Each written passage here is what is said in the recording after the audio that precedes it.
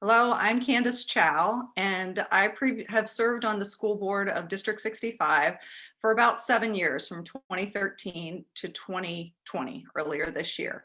I'm going to be speaking about kind of what it takes to be an effective board member based on my experience and those of colleagues that I've seen and admired over the course of the years. So I really want to talk about 5 points of being an effective board member. Being a good board member is a lot about answering and asking a lot of questions. But at the very top of the list of questions is what is best for kids? That's guiding everything we do. But specifically, being a good board member, I've seen has these 5 components. The first is knowing the difference between and wanting to operate at the governance versus a management level. And this is not easy. Governance is about ends. It's about policy, values, goals, priorities, and resource allocation. Management is about means. And oftentimes boards stray into that means or operations and away from the policy. And what I've seen is we do it for 2 main reasons. First, we pursue what's most familiar to us. So if we have expertise in a certain area, we want to talk about that, or we want to lend our expertise. Or if we lose faith in the superintendent or the administration, we stray away from our governance role. But being a governing board versus a managing board is really core to serving as an effective board member. The second part about being an effective board member is engaging the community. So what does that mean? It means reaching out to groups that are impacted by decisions, not just those folks who come to you, but going to folks to understand their perspective and their interest. It means listening and then processing information. For me, has also meant coming to the board with maybe priorities or specific values and goals, but not an agenda. And I think lastly, it's about being transparent and open. We hear a lot of reference to full transparency, and transparency is critical. But we also have to acknowledge that to be an effective board member, there are some times when you can't be truly transparent with the public.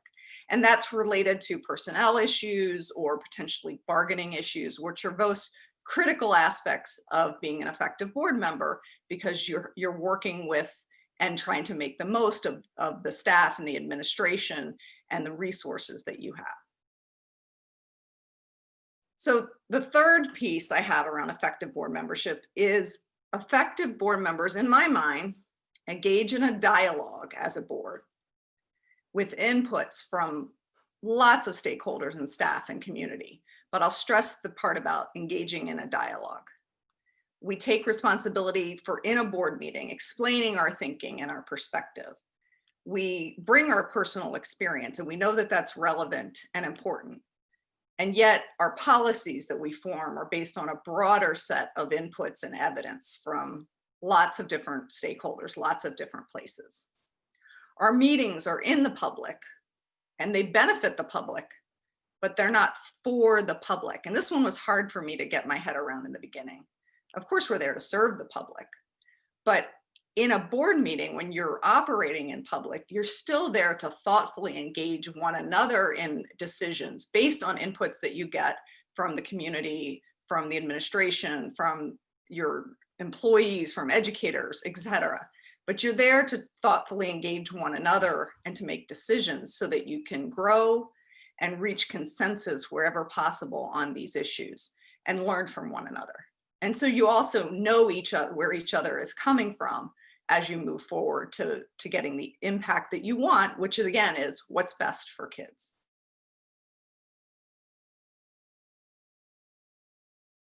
My fourth point about being an effective board member is that as an effective board member, you do need to adopt an equity lens to your decision making, and also maintain a commitment to providing quality education for all children. And those things can work and do work hand in hand. Maintaining and adopting an equity lens means that you are looking at the impact of each decision or policy or program that's before you from the perspective of how is this going to impact children of color? How is this going to impact children with special needs? How is this going to impact children of families with reduced income? And you're bringing that discussion to the table, and you're making sure that you've thought through those impacts. And if you don't know the answers to those questions, that you go to the people that do have the answers to those questions before you ultimately make your decision. And then my last point, being an effective board member, the fifth and final tip is, seems very simple, but it's probably the most difficult piece of board membership. And that, in my mind, I believe effective board members force and make difficult choices. So a lot of times as board members, we can speak out to what we want, where we want to spend more money, what programs we want to invest in. It is also our duty to speak about what that impact has on other programs and other policies, and where we're going to pull back from our investments. Those are really hard choices, and they're not ones that we are comfortable. No one wants to make a choice between one good thing and another good thing, right? We want to have both. And sometimes we can have both, but not all the time, especially when you're dealing with, constrained resources, constrained time. We have to make choices that we think are going to have the most impact. And we have to explain why we're putting resources in one place, and also then talk about what's the adverse effect of that decision, what could potentially happen, and what are the things that we might have to step back from, so the community understands the full impact and effect of the decisions that we're making. So those are the 5 kind of points I believe it takes to be an effective board member, or 5 aspects of being an effective board member. And I thank you for participating in this process, and wish you the very best of luck as you run for a school board or any other public service opportunity. It is humbling, and it comes with great gratitude for being able to serve the community, and also a better understanding of how difficult these choices and these processes can be. But we know we all do it because we want the very best for kids and their education. Thank you.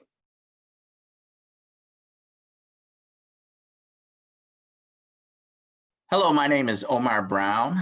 I'm a former member of Evanston's District 65 School Board. I was on the board approximately 3.5 to 4 years, and I want to talk to you today about the role of a school board member. So a school board member provides local citizens control over education at a point as close to the parent and child as possible. And what that means is, as a school board member, you are really there to enlist and make sure that the voice of your community is heard in decisions made about education in that district. It is by far one of the most challenging and rewarding roles that a citizen can play. A school board member hires a district superintendent. And by hires, I think I should really say you evaluate potential candidates and determine/vote on the candidate that you feel will be the strongest superintendent for your district. There is, I would say, no role more important for a district than the superintendent, as a leader drives things like culture and accountability throughout the whole district. A school board member evaluates that superintendent's work and holds them accountable for district performance and compliance with board policy. When you think about what that means, it means that after we hire a superintendent, we want to make sure that whatever their goals are, whatever their aspirations, that we hold them accountable, and that we also hold them accountable for educating our students, making sure that the performance of our students does not dip, and that they comply with the board policies and regulations that have been created. A school board member votes at public meetings, and I feel like it shouldn't just be votes, but attends, participates, and really helps drive the decision-making process for that district. Voting in the meetings means that you provide a voice to your constituents, but also that you're making a lasting impact for all the students in that district. I decided to run for the school board mainly due to a lack of representation of Black males on the board or involved, I would say, in education from a political standpoint. I wanted to be a role model to others. I wanted to inspire others to participate. I wanted to make sure that there was a voice at the table. I wanted to make sure that my district at least understood that there are Black men that want to support education, want to be involved in education, and also want to make a difference. I hope that I was able to inspire others to do that. And I hope that I can inspire you to run as well. Thank you for allowing me to speak, and good luck with your campaign.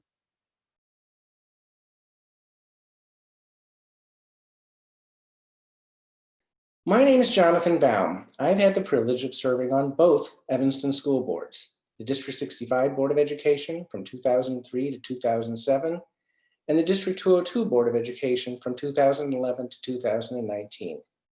The Public Service Challenge has asked me to address 4 aspects of school board service: how to move toward conflicts resolution, the role of the community, decision-making, and transparency. With regard to conflict resolution, let me begin by saying that there's nothing wrong with having conflict on the school board.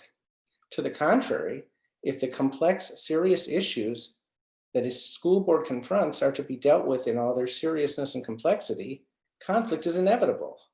To be managed appropriately, conflict should reflect policy disagreements and be based on a common set of facts. Conflicts should never be personal. Board members should never question each other's motives or integrity. To the contrary, in arguing with each other, board members should always assume each other's good faith. There's also nothing wrong with displaying these conflicts to the public. Concealing genuine policy differences from the public is both in violation of the Open Meetings Act and contrary to good governance. Tempting as it may be to maintain a united front, it does not serve your constituents well to pretend to them that real disagreements over policy do not exist.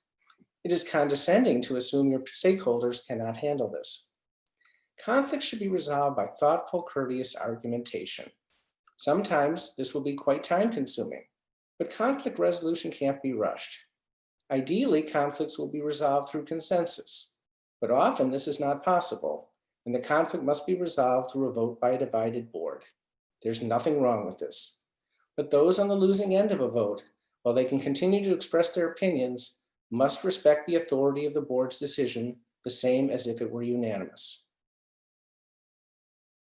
On the role of the community, I think the appropriate question for a prospective school board member is not what the role of the community is, but what is your role with respect to the community? Actually, this is a dual role: to communicate information from the school district to the community, and to communicate information from the community to the school district. With regard to the first role, you should work as hard as you can to disseminate as much information as possible about what is happening in your district. You can do this through prodding your school administration to be transparent and proactive, getting your board as a whole to be the same, and through your own individual efforts. An informed community will be a supportive community.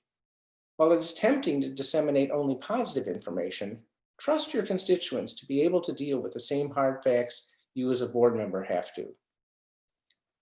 With regard to the second role, it is easy when you are sitting in the boardroom, surrounded by your fellow members and school administrators, often with few or no members of the public in attendance. It is easy to forget that these people in the room are not your constituents. Your constituents are the school community, defined most broadly: parents, students, taxpayers, and teachers. You need to listen to them, both individually and collectively. And it is not enough to sit around passively waiting to hear from them. You need to reach out, both as a board member, as a board collectively, and as an individual, to find out what members of the community, again broadly defined, are thinking about the issues coming before your board. Make sure your board holds periodic community listening sessions, and that members of the community know how to get in touch with you and your fellow board members. In the area of decision-making, The school district actually makes two kinds of decisions, those that are in the province of the board and those that are in the province of the superintendent or their designee. These two different types of decisions are often characterized by the aphorism, the board decides the what and the superintendent decides the how. You will hear this a lot as a new school board member, but it is really much too simplistic. At the extremes, decisions are easy to categorize. For example, the decision of whether to create a new position is clearly the board's, while the decision of who should fill that position is clearly the superintendent's. But the vast in between is more complicated. For example, while the superintendent will recommend the awarding of a contract to a particular vendor, by law, all significant contracts must be approved by the board. In the area of curriculum, the distinction between the what and the how is even murkier. You could say, well, the board should just say, teach these subjects and teach them well and leave the rest to the superintendent. But boards and superintendents in Evanston have long recognized that major curricular decisions need community buy-in, and the board speaks for the community. To take some examples, when I was on the District 65 board, we adopted, after considerable debate, both TWE and the African-centered curriculum. Similarly, the District 202 board, again, after considerable debate, restructured freshman English, history, and biology curricula to eliminate straight honors classes. Theoretically, these were hows, not whats, but treating them that way would not have been good public policy. Because of this uncertainty, there will always be some tension between a superintendent and their board over who gets to make certain decisions. The course of least resistance for a board member is to defer to the superintendent. That's the easiest course, but frequently not the wisest. In making your call on this as a board member, remember to whom you are accountable, the community. If you think that the interests of the community demand that the board weigh in on a decision, then fight for that. This may cost you some points with the superintendent, and even with some of your fellow board members. That's the cost of true public service. Finally, on transparency. The public policy of the state of Illinois is that public business must be conducted in public. This is secured by two laws, the Open Meetings Act and the Freedom of Information Act. The Freedom of Information Act opens to public scrutiny documents that reflect government officials doing public business, and the Open Meetings Act requires that meetings about government business be held in public. Both of these laws make some very limited exceptions to the general rule of transparency. For school boards, the most pertinent exceptions are for discussing individual employees or students and for discussing litigation. It is your responsibility as a school board member to ensure that the transparency required by law is honored in your meetings, emails, etc. It is all too easy to slip in both closed meetings of the board and emails into discussing matters that are not properly shielded from public disclosure. When you insist on transparency, you may get pushback from fellow board members and/or administrators that you are being too rigid or legalistic about this. Take the heat, but do not relent. Again, remember that it is the public to whom you are accountable. Good luck with your campaigns.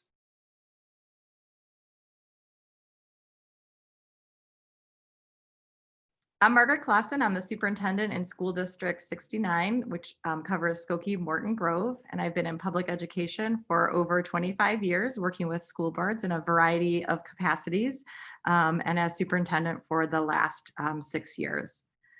I wanted to start today by talking a little bit about what it means to be a school board member. Often a school board member joins a school board and becomes interested in board service based on a single issue or topic that has spurred their interest in serving on the school board.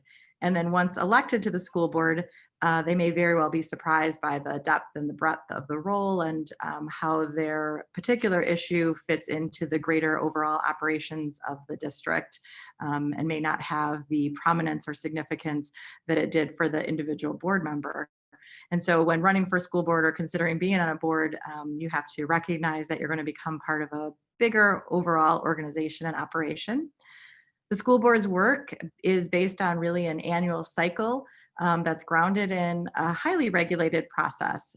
It includes a financial process that is governed by the budgeting process and 5-year annual financial projections and auditing, and a variety of cyclical things that happen related to the school finances. It's also regulated by the personnel cycle, which is also dictated on a specific timeline in terms of the hiring and retention and staffing for the future years, and reporting and accountability that happens with the state, in addition to whatever other local agenda items and issues come up during the year. The superintendent takes direction from the board as a whole. And so I think sometimes board members are surprised that as an individual board member, they really don't have significant power or authority. They only operate and the power and authority comes from the entire board taking a vote and giving direction to the board. And we talk a lot as superintendents about hearing from one voice, which is the voice of the board as a collective whole when they voted on an issue to give the superintendent that direction. And the majority of the board becomes the whole board's decision and direction. And finally, it's important to know when becoming a school board member that you're really becoming a part of a team of 8. So the 7 school board members in collaboration with the superintendent have to work really together in a mutually respectful, trusting communication is very key relationship to have that team of 8 continue to be functional, and to each of us comes and brings our own individual opinions and discussion and deliberation, but that ultimately we have to collaborate and come to some sort of consensus or majority viewpoint to set the direction for the district. So I want to talk a little bit about how board business is conducted. And one of the images I think that's really helpful and useful, especially for new board members, is this image of a dance floor and a balcony. The dance floor consists of your schools and your families and your staff, and all the action and activity of the district is happening on the dance floor. And that board is situated up in the balcony, and they really have the bird's eye view and are able to see all the moving parts and how they're related and connected, and have that higher level view of the district as a whole. The superintendent's job is to run on down and be on the dance floor among all the action and activity, but also to come up to the balcony to work alongside the board and to take that direction from the board. So when it's time to tell the DJ to turn the music down, superintendent runs down and tells the DJ to turn the music down. And it's important for board members to remember that their job is to maintain that big picture perspective, because they're uniquely situated to have that perspective, and it helps with the smooth functioning operation if they are giving that big picture perspective and allowing the staff and families and students and school buildings to deal with the day-to-day. A board agenda is one of the important ways that the board conducts its business and sets its priorities and discusses the items of importance for a district. There are a series of mandated topics that occur and that are part of the board agenda every month. And then there's new business that's added that may be coming up because of new legislation or new issues that are occurring. It's often related to annual goals or strategic planning.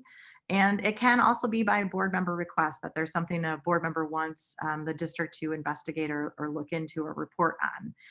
Typically, those board member request agenda items are filtered through the board president, who often works with the school superintendent to ensure that the agenda is reflecting the topics of importance for the board and the community, and that those agenda items are appropriately put on the agenda at the right time. Agendas are posted 48 hours in advance of a meeting unless there's a specific emergency, and then there are some considerations for that, but they're posted so that the public can see what the business of the board is. And board meetings are conducted in an open meeting format so that the public can hear the discussion and deliberation and decision-making of the school board. There are a few exceptions to the open meetings. There are opportunities for some closed session discussion by the board. Those typically relate to things like speaking about individual students or individual staff members, or particular like a lawsuit, those kinds of things. There can be some closed session discussion, but the board always has to take action in the open meeting format and in the public, and to engage in those discussions at the meetings and in that open meeting public format. Board and the district usually have established norms, and it's important that you kind of hold to those norms even on what I would call those calmer days when the board agenda is boring and nobody is particularly engaged and interested and the public isn't coming out in those moments. But there are moments when things become more controversial or of interest or divided, or a variety of of opinions are present. And it's important that you have those established norms around public comments and discussion and deliberation and the flow of the meeting, and that you practice those on the calm days. So when those stressful days come, you have those structures in place and can rely on them to help get you through and process through those difficult days. If you're considering running for a school board, I always say that it's a good idea to attend several meetings, particularly several meetings in a row, so that you can see the rhythm and the flow and how particular agenda items may carry from one meeting to the next or over a period of time. And it will give you a real good sense of how the board functions and operates and what are the main interests of the board at the current moment. So I want to talk a little bit about what types of issues boards typically deal with. The first really is a strategic plan or annual goals. They typically serve as a roadmap for superintendents, and school districts do these in a variety of ways. Some have a very formalized strategic plan. Some have a more informal plan. They may have formal annual goals, but generally there are some sort of goals and strategic planning that serves as that roadmap. And I do highly recommend having that long range view of a strategic plan. Through that goal setting and strategic planning process, there's an opportunity to engage the community in a structured way, to get their insights and input, and to ensure that the board's agenda and focus areas are reflective of what the community is interested in the school district addressing. And it allows you to be responsive in a very structured way. So those goal areas typically are discussed throughout the year and come up on the agenda item as an agenda item and are reported out to the school board in terms of the progress towards achieving those goals. Additionally, a really big important issue that the board deals with is the long and short-term financial planning. So everything from looking at things like 5-year financial projections and looking at the overall health and finances of a district to ensure that things are sustainable over time, to the short-term budgeting and looking at the annual budget and budgeting priorities that the district has. One thing I think that's surprising to school board members is how much of the budget is people. It really is salary and costs, and programs are people. And usually in a school district, you'll find that it's a 70–80% or more of the budget is related to salaries and people's. Auditing is important, the strategizing around finances, facility plannings, all of those kinds of things are really important part of the role of a school board.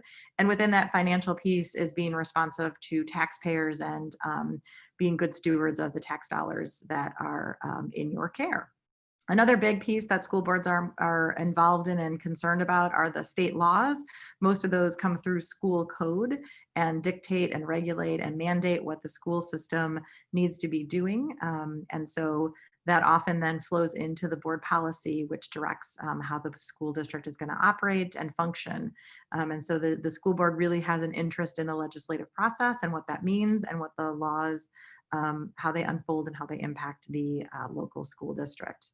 Another really important role of the board is hiring the superintendent.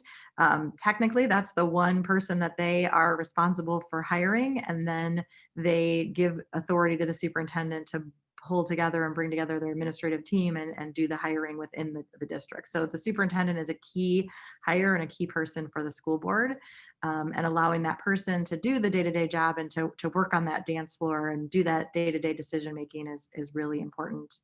Another really big thing that boards deal with is negotiations. So typically in school districts, there's at least one union, if not multiple unions, depending upon how they're organized and structured. And because we know the budget is primarily driven by personnel costs, negotiations and contracts are really key pieces to the financial health and stability of the district, in addition to creating the working conditions and the environment to deliver the educational program that you want to see. And then finally, the board is really there to hold the school district accountable to the educational outcomes and to make sure that we are using those dollars and directing them towards really the most cost-effective way to educate our students in the most equitable way possible. So there's a lot of work the boards do, but those are really kind of the big main drivers of board work. One of the things that I've sometimes been asked is, how do I prepare to be on a school board, and what can I do to prepare myself? The first and foremost, I would say, is you really want to attend board meetings and get a sense of how those operate and function. And if you aren't able to attend the board meetings, to make sure that you're looking at that board agenda and reading the board packet so that you'll have a sense of what's on the agenda and what those written reports are that the school district has put out. I think you can find a lot of good information on the school website and looking at kind of report cards and understanding a little bit about what's important for the school district. The Illinois Association of School Boards is the school board association of the state of Illinois, and they offer a significant amount of training. There is some training that's mandated for new board members, but they also do training for people who are considering running for board and candidate training. So they have a lot of wonderful things on their website and a lot of training and support to help board members or prospective board members think about board service. And they have a lot of good information on there that talks about the role of the school board and the superintendent and what is school governance. And I highly recommend looking at that IASB website.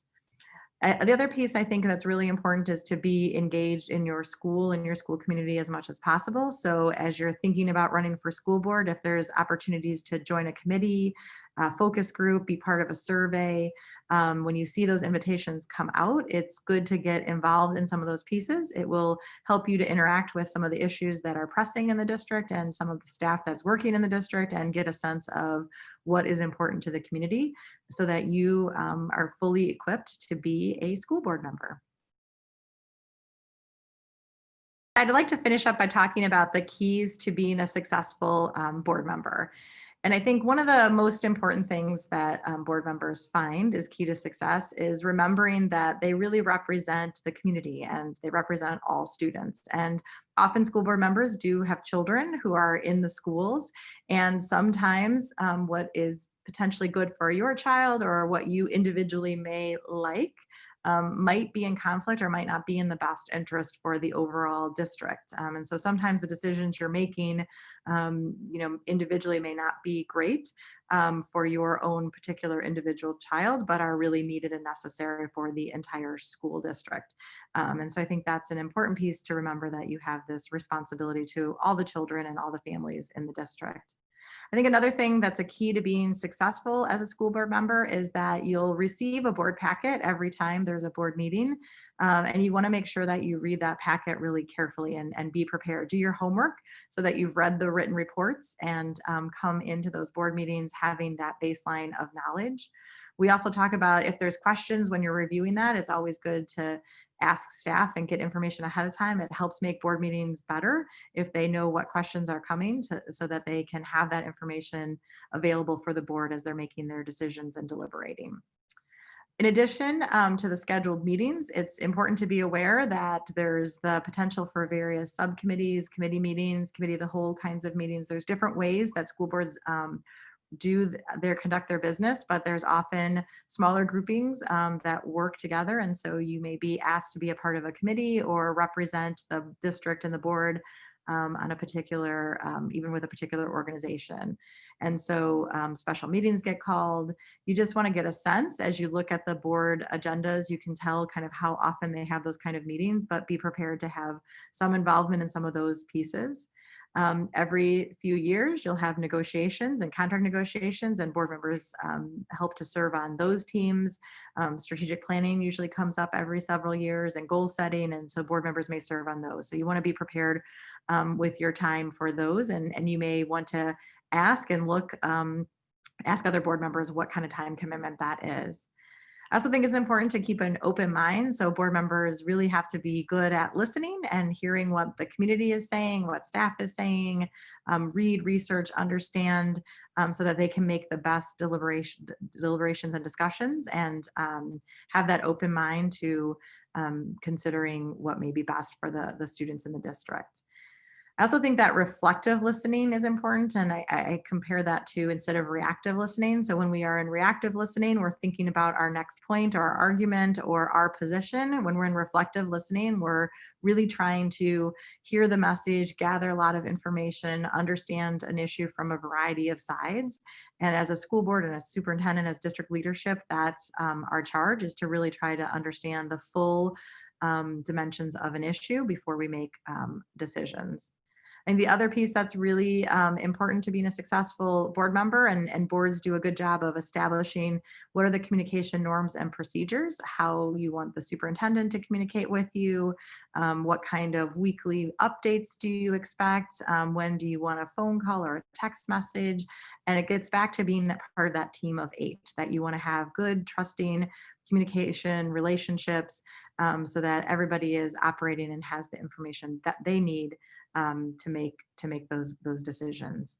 And then really lastly, I think it's just to remember that, you know, you're volunteering your time to do this because you care about kids, your community, your district, and that you want to make sure that students have the very best education possible, and that the community feels good about the schools that they have. And so you want to have a little bit of fun while you do that as well, and enjoy that service. And I think successful board members are the board members who really find the enjoyment and celebration and all the amazing things that are happening in the school district, and the progress that has come under their leadership and stewardship. So it's a wonderful experience.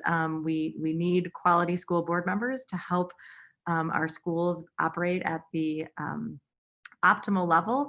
And I'm always been so grateful to work with so many wonderful people who volunteer their time and give tirelessly to help move the organization forward, and create a wonderful school community for us.